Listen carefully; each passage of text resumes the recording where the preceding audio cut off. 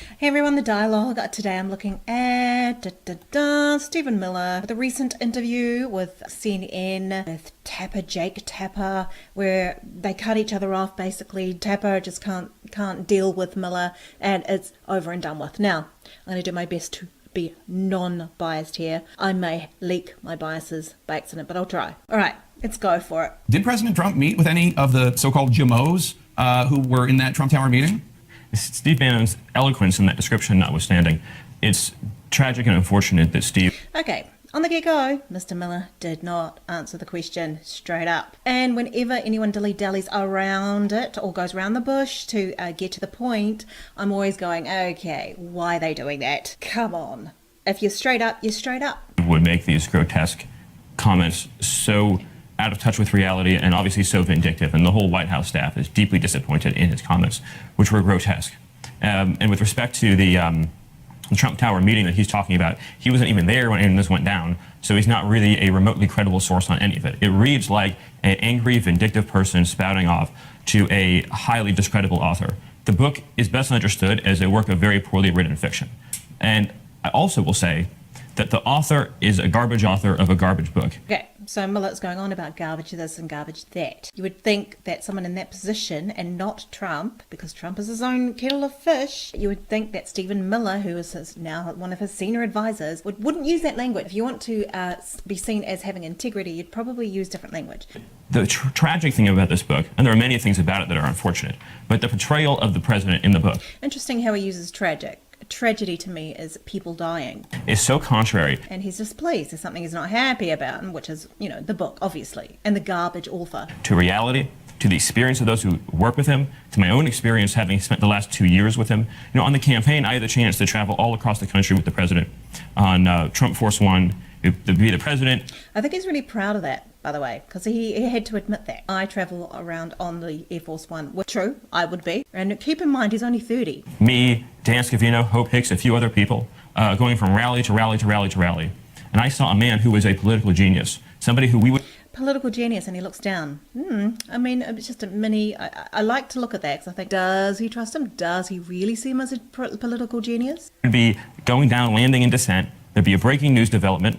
And in 20 minutes, he would dictate 10 paragraphs of new material to address that event and then deliver flawlessly in front of an audience of 10,000 people. Another thing with Miller, okay, his voice. His voice is up in his throat. He's not really using the whole of his body. And when I see that, I see someone who's just operating in the head. And that's a lot of people, a lot of politicians are like that. They operate from the head and they don't quite connect with the heart. Heart-head connection isn't quite going on here. So you were at the campaign during that Trump Tower meeting, I believe, right, in the summer of 2016. Just to answer the question, because you were there and Steve Bannon was not, did any of those people from that meeting meet with President Trump? Now I can see some contempt coming up in his mouth here. So he's in contempt of Miller here. For us, did President Trump meet with any of the people? I have no knowledge of anything to do with that meeting. Okay. But what I can tell you unequivocally is that What I can tell you unequivocally, that's a qualifying statement. So really, you should say what I can tell you and get straight to the point. When I hear these qualifying statements of varying sorts, it's to me it's a slight deception tool. Allegations and insinuations in this book, which are a pure work of fiction, are nothing but a pile of trash through and through. Well, just to finish. Uncomfortable. That's why he's moving in a seat. Shay, because your network's been going 24/7 with all this salacious coverage, and I know that it brings a lot of you guys a lot of joy to trying to stick the knife in. But the reality is that page after page after page of the book is pure false. I see sections of the book where events I participated in are described, and I have firsthand knowledge that as they're described, they're completely and totally fraudulent. What I can see with Miller is that he closes his eyes elongatedly. And that tells me that when someone does that, they're trying to hide something or they don't want to reveal the full truth. That's what I see that there. Nobody had seen him sticking knives. Displeased. He's not happy because Tapper's not listening. Anybody, Right, but there are a lot of people in the White House quoted in the book. I don't know why. The quote that you're referring to is a quote from Steve Bannon. Right, who was the president in your strategist. And I think that the president's statement on Steve settles once and for all the view about all of that. Let's talk. And he's got a lot of head swiping and, of course, tongue through the mouth. Head swiping, that's like a critical yes. He's pretty critical. He's saying yes, but in a critical way. So it's a negative yes.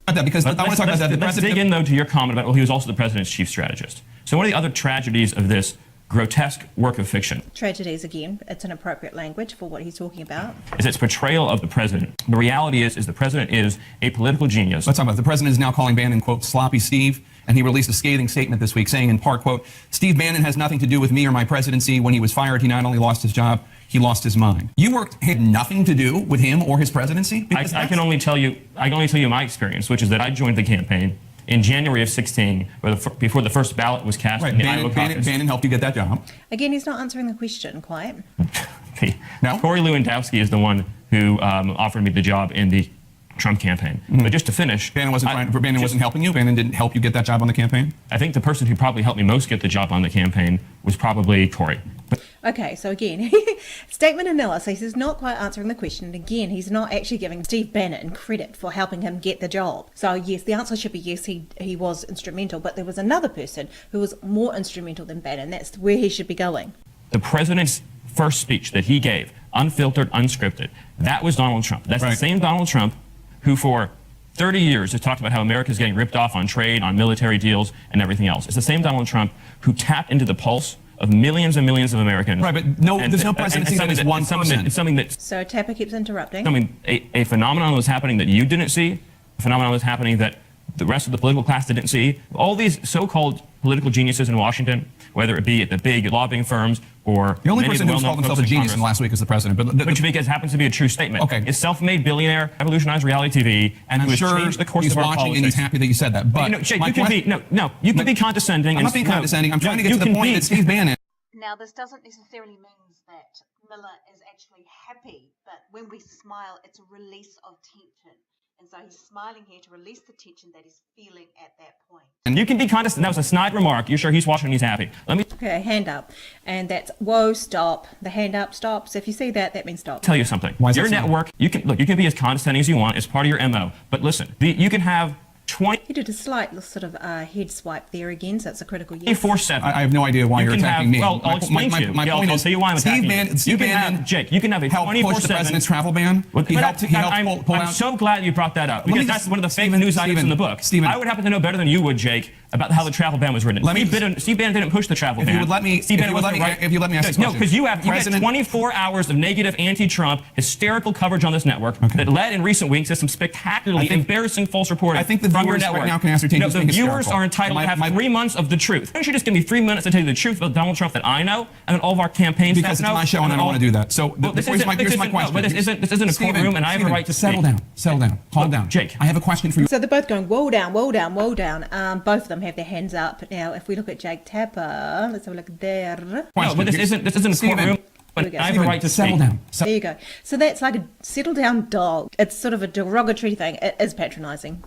Calm down. Jake, I have a question. And so is he. And so is Miller. For you about issues. Stephen Bannon, who the president says had nothing to do with his presidency. He was part of the president's travel ban. He was part of pulling out of the Paris climate deal. He was part of withdrawing from the TPP. He's part of border security. He's part of being tough on immigration. No, I don't want to go through, but my point is it really the position of the Trump White House that Steve Bannon had nothing to do with the presidency? Or can you acknowledge the reality that he was a key player? I think that what the point... Did you notice that? He played with his lapel. He sort of closed it. And it means he's insecure. Miller is insecure. So if you see someone play with the lapel, they're feeling insecure or like, I need to cover myself up. Okay, guys, so this is a brief reading of Steve Miller and Jake Tapper on CNN. There does seem to be bias from CNN's point of view, but Miller doesn't come across as squeaky clean either. Hope you enjoyed this video. This is The Dialogue. Over and out.